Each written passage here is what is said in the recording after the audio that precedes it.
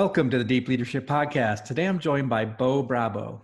Bo is an Army veteran who worked in the White House under both George W. Bush and Barack Obama before he started his own company. He is the author of a new book called From the Battlefield to the White House to the Boardroom, Leading Organizations to Values-Based Results.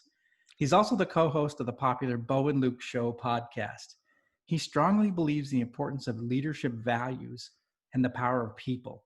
I'm excited to have him on the show to talk about leading teams in the military, the White House, and in business. So, Bo, welcome to the show.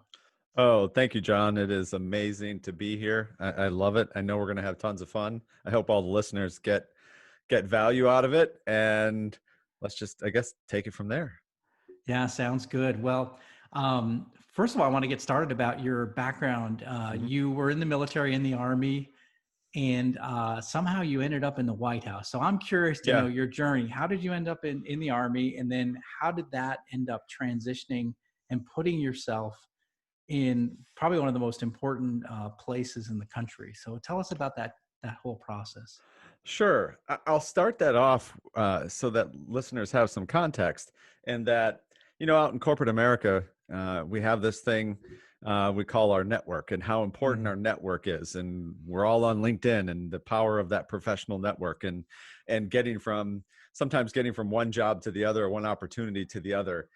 And I learned early on in my Army career that this network also existed inside of the military, and people that you've worked with, leaders you've worked with, and so forth. And the concept of moving from position to position is built in to the way of the military lifestyle, right? It's just something that happens every few years. People are rotated, and you're going to a new assignment, which is a new job.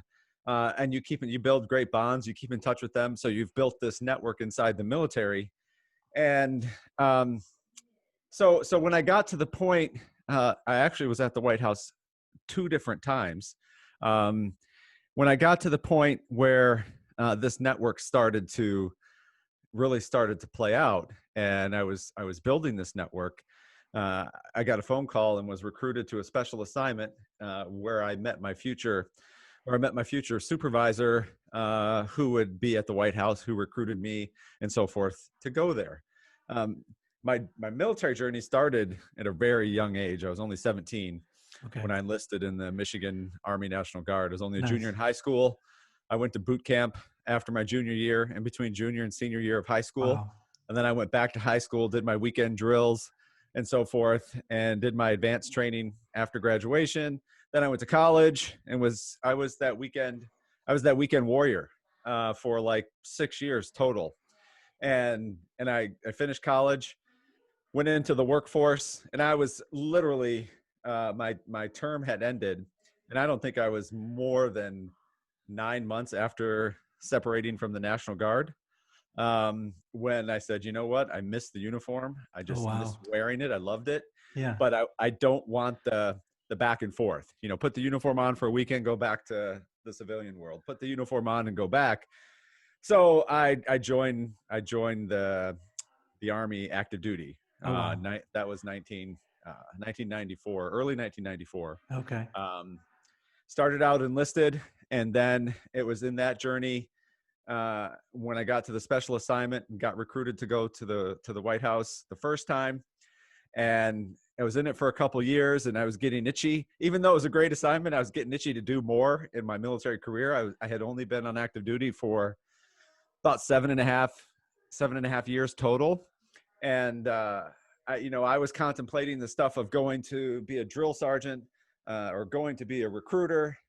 And my supervisor, who I was now in the second assignment with, because he was at the previous assignment, my leader at the time, he's like, there's no way I'm letting you go just to go do something, like be a drill sergeant. He goes, you got to do something different other than that.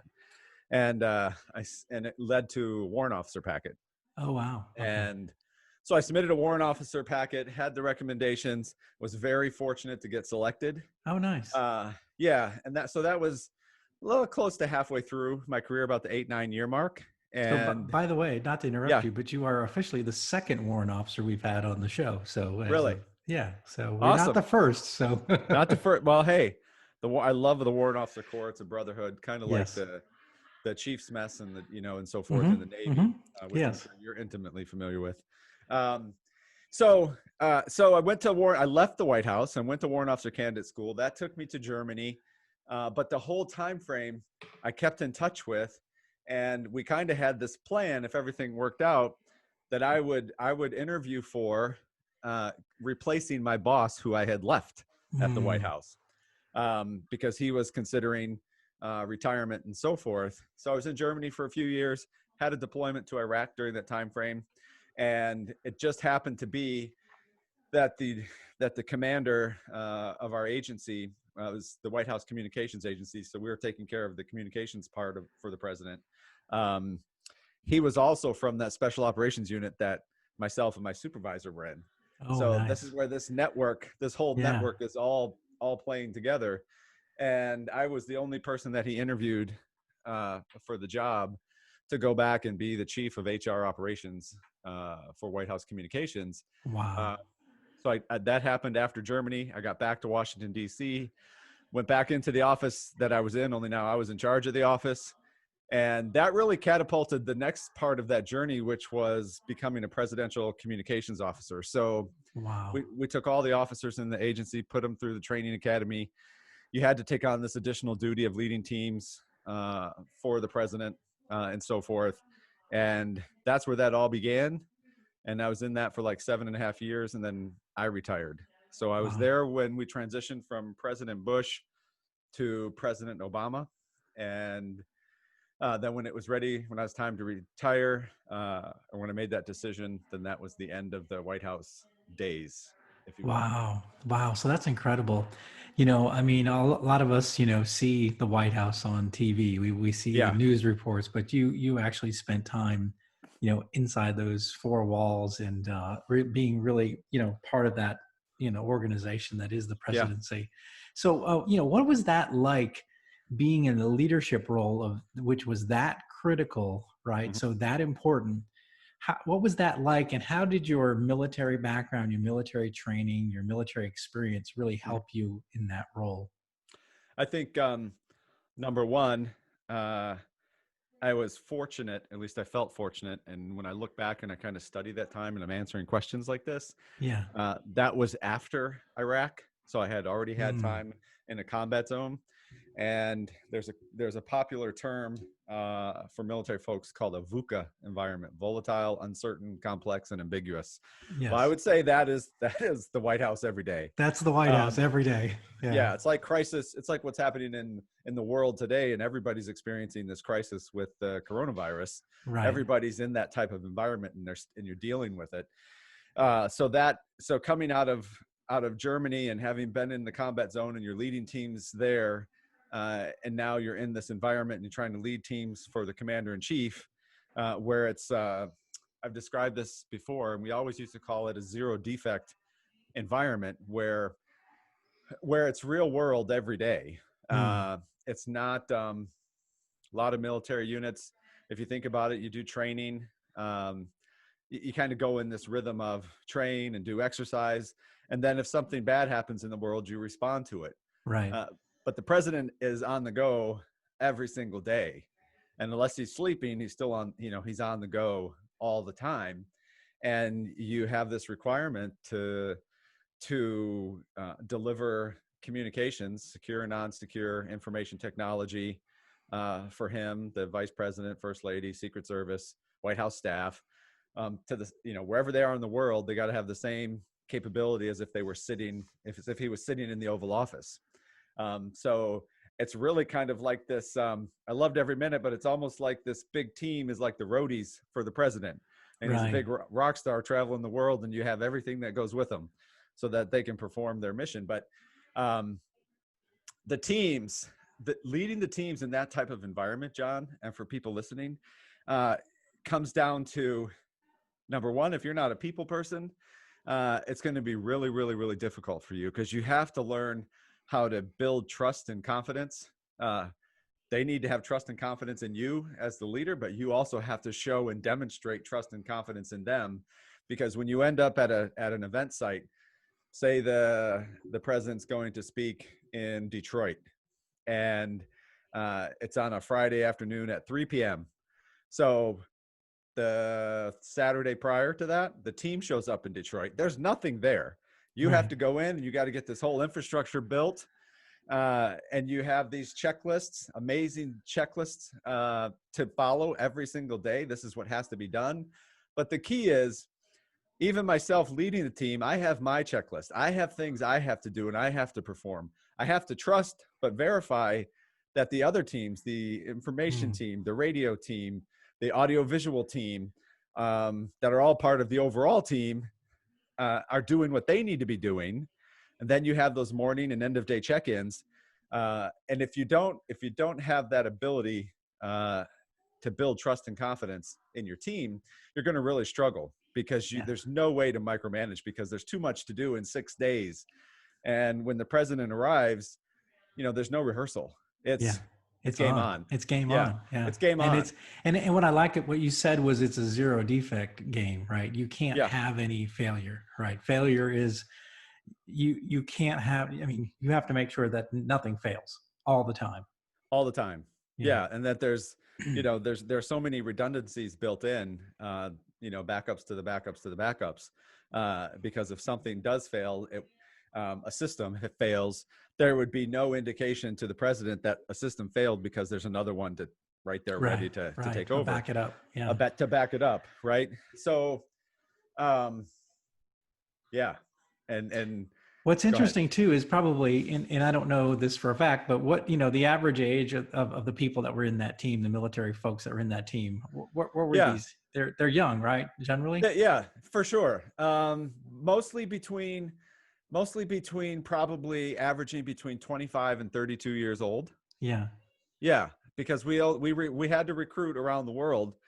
This comes to that network thing. We recruited within the military. I actually ran the global recruiting team to recruit service members into this organization. And so that's where most of them were. We didn't take any very junior people. All of our positions were at a certain rank and above. Right. So most of them were probably between 25 and 32. They already had, 5 or 6 years of experience before they got to us. But still lots of development happening.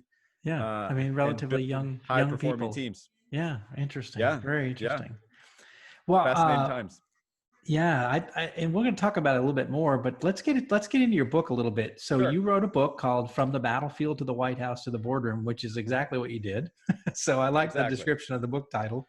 So why'd you write the book, and who's the audience for this book? Awesome. Well, thank you for asking the question. And I wrote the book. I'd always wanted to write. It's the first full solo book that I had written. I had written a chapter in another book a couple of years prior. Okay. But once I took on that, and I'm like, I can write my own book. And I hired a book coach that I had for a whole year to get me into how to write when you're considering a nonfiction book.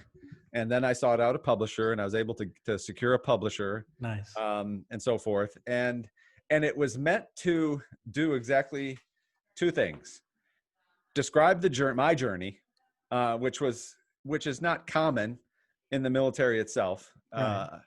And then since I had been out in corporate America for several years and transitioned into as an executive of human resources, and then starting my own company, I kind of had the journey, right? From the battlefield. White House is in there for a total of 10 years, and then out into corporate America, which is the boardroom.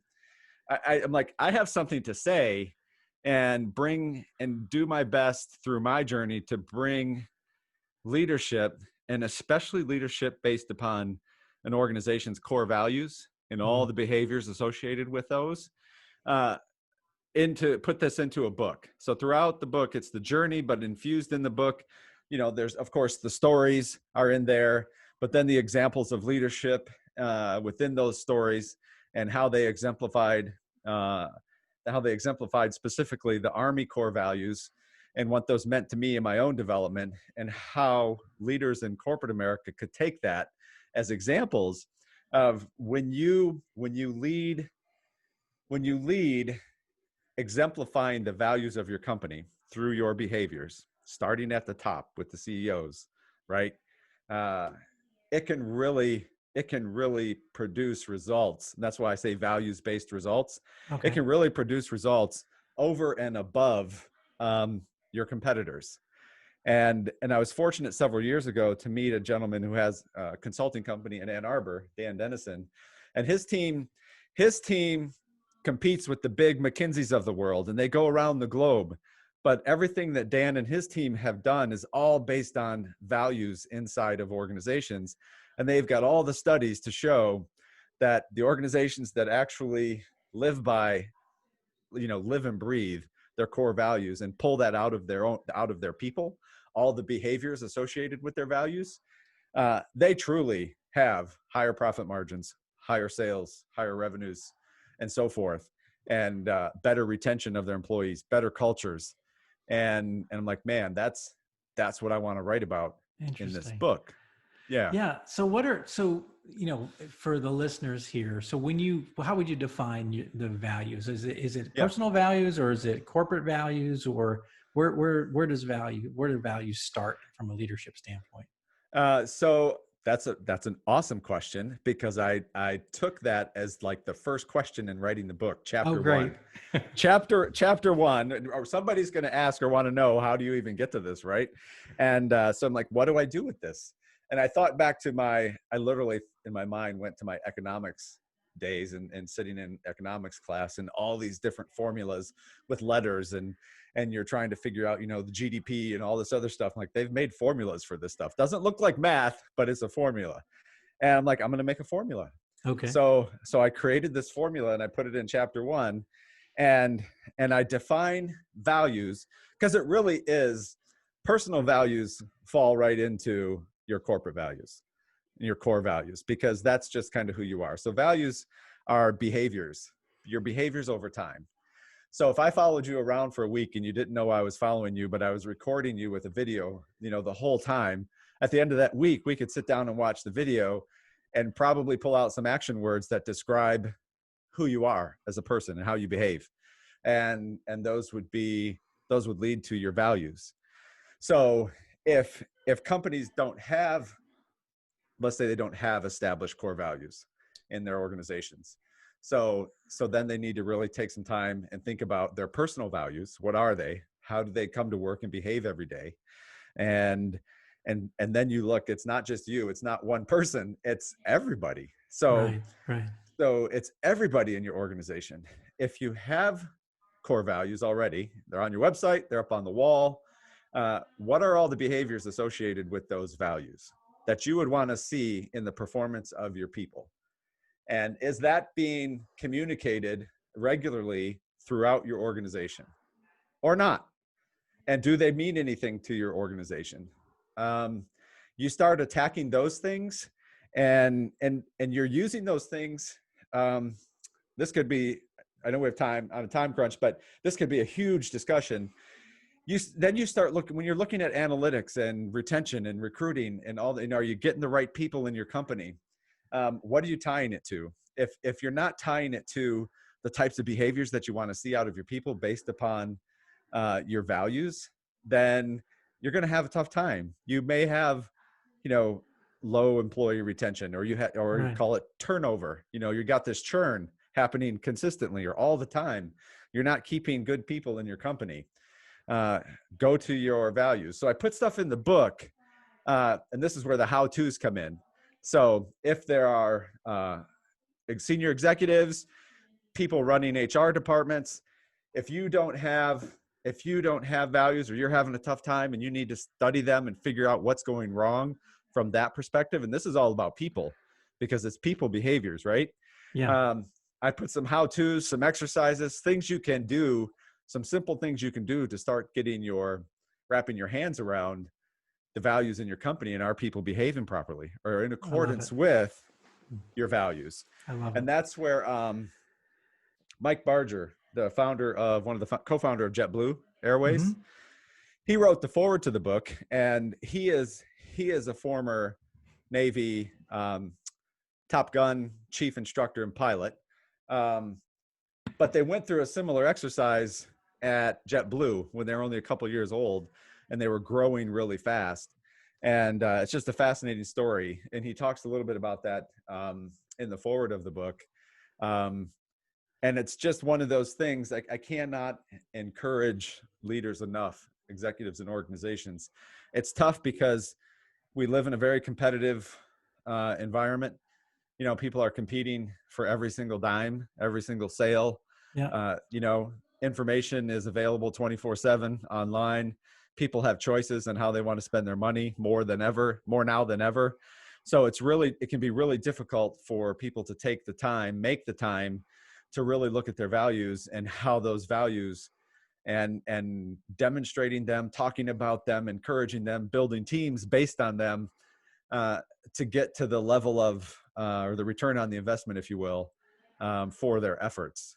No, And I think this is really, really important. I'm glad you're touching on it. I know, I've run a small manufacturing company that I head up, uh-huh, I founded, but we have 12 core values that we talk about all the time. And we also yeah, have what I call my 12 expectations. So, and that's not nice, still slightly different from my core values, but like one of the core values, number one on our core values is do what you say you're going to do. That's number one.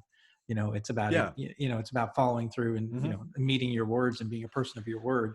yeah, And, and yeah, that so that's again it's one of those things that we say that's important to us as an organization, that we're going to do what we say we're going to do to each right, other and to our customers and to our right. vendors and to our partners. So yeah. Absolutely. I Yeah. love it. You know, in the Army, that's duty. Right. It's fulfilling your obligation, doing what you say, do what you say you're going to do. And it's powerful. It sounds simple, but when you start when that spreads across your organization, like, and it goes down to I mean, if you tell, if you tell your teammate sitting next to you that you're going to do something for them, because when they're out next week on vacation and you don't do it, Right. you didn't live up to your company's values, Right. right? Yeah, exactly. So it goes down to that level. And like you said, it spreads external to the organization when you're working with vendors, customers. This is what we're going to do. This is what I told you we're going to do. And oh, by the way, we're actually going to do it. Yeah. Right. Yeah. That's powerful. Yeah, exactly. So that's interesting. So I get I guess I understand values. I didn't really know the importance of it, but that's just something that's sort of in my DNA, is to make sure that Yeah. everybody understands what I stand for, what the company stands for. So I Mhm. think that's really important. So it's not just the mission, which I always say make the mission short and make sure it's focused on a regular basis, right? Right. But I also think what you're saying is really important, is make sure that the values are also clear and that those are reinforced on a regular basis as well, Right. so that your Right. your team is living up to that core set of values that you have. Yes. Yeah. 100, you're on it. I love 100%. it. I love I it. do too. I absolutely love it. I experienced it for decades in the Army. They're very well set and established in that organization. Everybody's, uh, I would say, you're graded on it when you get your performance evaluation, or you're going through that, and all your counselings in between. Uh, and it's something that permeates all the leadership development, from the very junior people when they start into their professional development or leadership development courses, all the way up to the most senior um, war college type of organ of level of leadership development. It just follows you from the start of your journey to the end of your journey, and everybody's getting that same type of development. Yeah, I love Yeah. that. And that's one of the things, I come from a military background as well. And that's one of the things Uh-huh. I sort of missed when I left the Navy. I came into corporate America and I was looking for that, that overall overarching values or the way we Uh-huh. do things. And it just was missing. It was like, Yeah. what do we do? Well, whatever you want to do. We have to get this product to ship tomorrow. I Yeah. was like, okay, well, that's great. I understand the goal, but Yeah. but how are we doing it? Right? What's important in this organization? I'm not really sure. Right? Yeah. So it's kind of interesting. So it was like I was You let go out of the framework, and I missed that framework of the military, which kind of guided you, and everybody was on the Yeah. same page. Yeah. I often struggled with, I'd heard this statement in my past, and I think maybe recently, where it all came to, you have this epiphany on what all this really means. And I was like, I heard someone say in the past, People first, mission always. Mm. Like people first, mission always. And I kept trying to put my head around that. And I think you literally just described it. Whereas if you walk in and it's, we have these products we have to ship tomorrow. This is what we're doing. That's Yeah. the mission. This is what Mission first. Yeah. mission first, right? But if you don't have the values tied with it, you're kind of forgetting that there's this whole crew of people Yeah. that are Yeah. involved in that mission. And when you flip that and you put, of course, your company, your organization is always going to be about the mission, right? And you should be. That's why you exist, is to perform this mission. Right. Businesses have a mission, whether you're selling products, services, whatever the case might be. You still have a purpose for existing. But when you put people first and you're focused on behaviors and values and so forth, and making sure you're getting the right people that align with your core values, everybody's on the same page so that you can hire the right people. It really puts people first, and then you're living up to the people first mission always. I love it. That's a great statement. Yeah. So let's talk about that. I was looking through some of the book. You talk about the power of people, and why people are so important in an organization.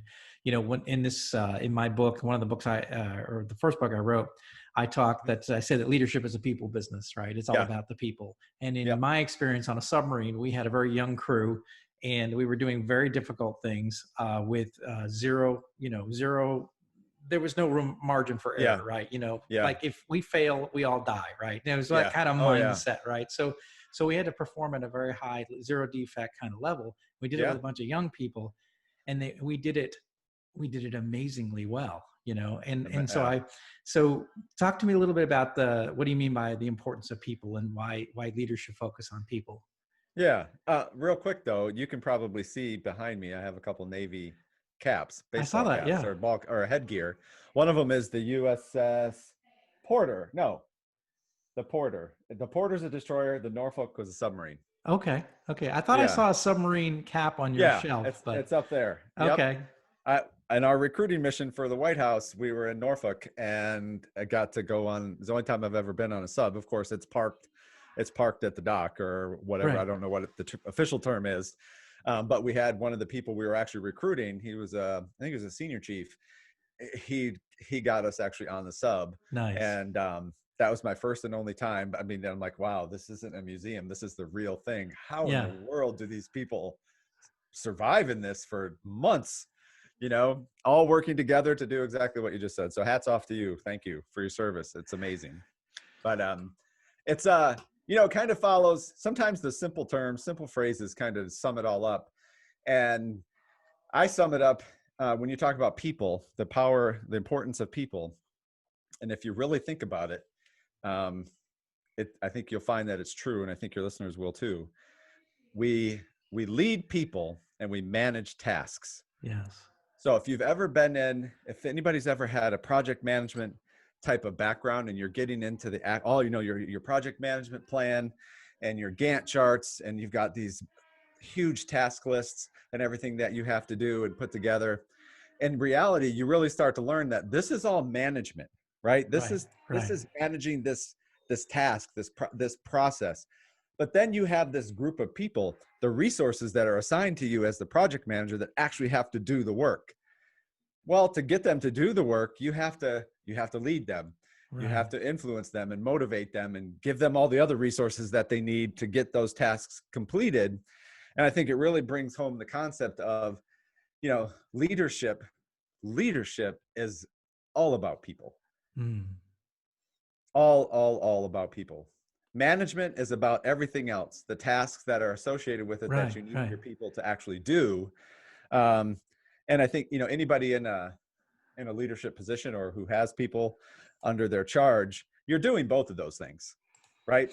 You're performing both. You're managing, you're leading, and so forth. But when it comes to the people, I think you got to stay focused on you're leading people. And so everything associated around leadership is, when it comes to your people, caring about them, making sure they have the resources and so forth, responding to their needs and so forth, developing them, training them. Those are all leadership attributes. Anyways. It's what's interesting Yeah. is though, I always say that, we send people to go get MBAs and, Yeah. and we go to business school, and I went to business school, and they teach us everything about accounting and marketing and sales and, Yeah. all these things that go around running a business. But there Right. is no class on leadership, which is actually leading people in a business, which is Right. always interesting to me. So we teach the management part of it, Yeah. but we fail sometimes to teach the leadership side of it. And that's one of the reasons why I write and why I do this podcast, is to talk Yeah. about the fact that we seem to be missing out on the biggest issue when it comes to running an organization, which is leading people, to do hard Oh, things, yeah. Absolutely. You nailed it right on the head. And when, and I too, I went to business school, got my MBA, and I loved it. Right. And I loved Right, learning, right. getting all of that knowledge on all the aspects of a business. I was just fortunate to have done it after I retired from the Army. So I had the leadership already, but you're right. There's no leadership development, leadership training inside of those types Right, in right. those programs. Um, and when I was doing research for my book, uh, I was looking at multiple studies on leadership development, not only in the United States, but as a global industry. And it's a multi-billion-dollar industry. And so many studies talk about the, we'll just say the failure of much of those programs from leaving any type of impact, Yeah, um, yeah. when they're finished. So I'm with you. I think writing, getting this message out there, doing the podcast, however many people we can influence and help them in that journey, because overall, it's an individual thing. Absolutely. Yeah, I think if you're a leader nowadays, I mean, you can go to business school and you can read a bunch of books and all that, but I really do believe that we have an amazing time right now, in that the podcast culture is huge right Yeah. now. And if you want to make yourself a better leader, you just hook up and subscribe to a bunch of different leadership podcasts, and ones like this, ones like yours, just where you hear those stories and you're like, Yeah. oh, okay, this is how people do it, or there's more Yeah. to it than just accounting and marketing and Right. and these sort of things. Business is a lot more than that. Business is people, and I think it's really good to hear people like yourself, myself, trying to get that message out. Yeah. No, I think you're right. Yeah. And it's fun to do. I hope, I told people, even with writing the book, if this book can help even one person, Mm, I'm happy that I wrote it. Um, absolutely. Yeah, right. that's I feel the same way. That's I like that. That's powerful. Yeah. So um so just as you think about your time in the military, your time in the White House, in corporate America, or your own companies, what are some characteristics of a great leader in your mind? Number one is to care. Mm, It's to actually care about. Um, once you have once you have that convinced in your mind that leadership is about people, then you have to actually care about them, and mm. you have to demonstrate those things. So there's a whole lot that goes with how to care about people. That's a whole nother podcast alone. So actually, you have to show that you actually care about your people. Um, I always say, leaders eat last, and that Mm, can apply to a lot of different things. But in real, I mean, um, in real terms, it really does mean, when you have luncheons, when you have dinners, whatever the case might be, you know, don't be at the table first, grabbing your plate of food. Um, and I've gotten questions like, well, why does that matter? Well, number one, everybody's watching you. They know who you are. If you're the CEO or whatever, they know who you are, and they just kind of it's like a selfish type of behavior. it is, Um, yeah. you know, so I've witnessed it so many times in corporate America that concept is lost. Um, so I say that because I believe it, and then you really have to do your best, your absolute best, to ensure that your people have the whatever resources you can provide to set them up for success in doing their job. Mm, Um, I think that is super important, because it's also really a part of demonstrating that you care about them, and that encompasses a whole lot of things. So if you got to care about them, eat last, That means don't go first, but lead from the front, and provide the resources that you're able to provide to the best of your ability, so that they can grab on and do their jobs the best they can. I love it. Those are great. Three great tips there for being a great leader. I like that a Thanks. lot. So what's next for you? You've got the book, you've got the podcast. What are you working on next? Well, we're actually launching on 1 January, so we're only 16, based on when we're recording this, we're only a little over 2 weeks away. We're launching an e-learning platform Nice. specifically targeting leadership in human resources. So my background when I enlisted at 17 years old, I was a personnel specialist.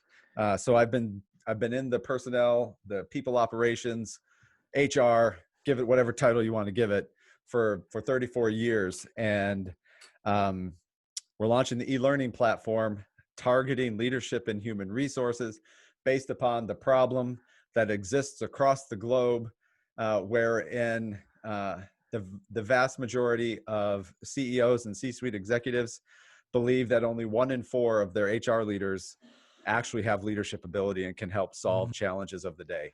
Interesting. Yeah, so it's the leadership development thing. Only I'm targeting the human resources community with our courses. They're fully approved for continuing education through the certifying bodies in human resources. So that was effective 1 January. So that's why we're launching on 1 January. So that's where we're headed next. Nice. Yeah, and then we have a plan for 5 new courses every month. And then one day when COVID is behind us and people get back into the, more in-person type of events, I hope we're out in corporate America or even across the globe leading these types of discussions in person and so forth. But for now, online seems to be where the growth is happening. So we're going to get it out there, and Nice. people will see. We're going to be delivering in a little bit different format to be more engaging in the e-learning space. So putting a lot of effort into that. Thank you for asking. Nice. That's great. Fantastic. So, how can people find out more about you, your company, your book? Sure. And we didn't really talk about your podcast, but in your Yeah. podcast as well. So, Okay, cool. So my website is robertbrabo.com. Brabo's spelled B-R-A-B-O. From robertbrabo.com, you can find the book. The book is also on Amazon, of course. I think it's on barnesandnoble.com as well. A couple of the larger bookstores and so forth. But our podcast, The Bo and Luke Show, there's a link to it on robertbrabo.com, but we also have a website just for the podcast, okay. theboandlukeshow.com. We're on the main platforms: Apple Podcasts, Spotify, Amazon Audible. We're on Amazon Audible now with our podcast. So people who have Audible subscriptions can listen on Amazon as well. Those are the easiest ways.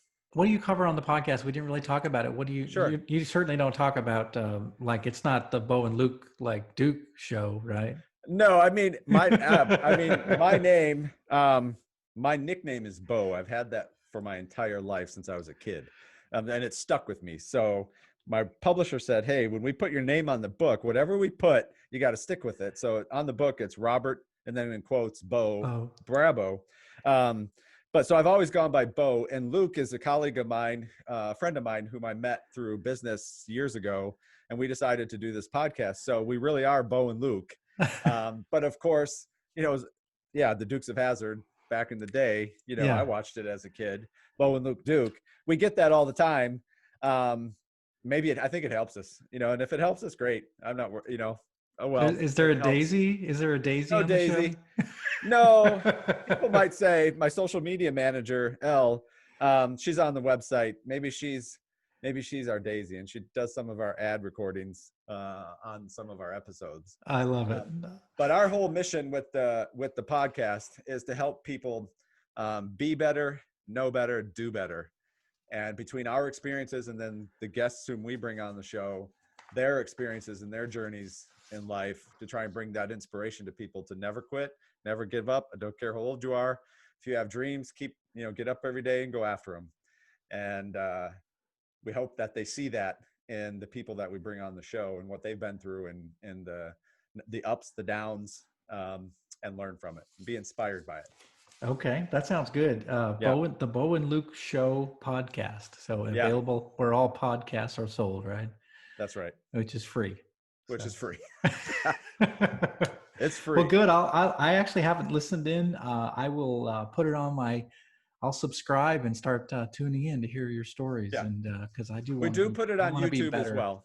Okay, good, Yeah, excellent. just it's audio, but some people like YouTube as a platform. So it's true. Yeah, yeah. we put it out there in an audio version, so it's there for people who use YouTube. Great, great. Well, that's great. I'll put a link to all these resources in our show notes so people can get to it easily. But thank you very much, Bo. This has been a great discussion, and I appreciate all of your insight. And coming from your background is very interesting, and I think you gave our listeners a lot to think about today. Thank you, John. I appreciate it. Much gratitude to you. Okay, thank you.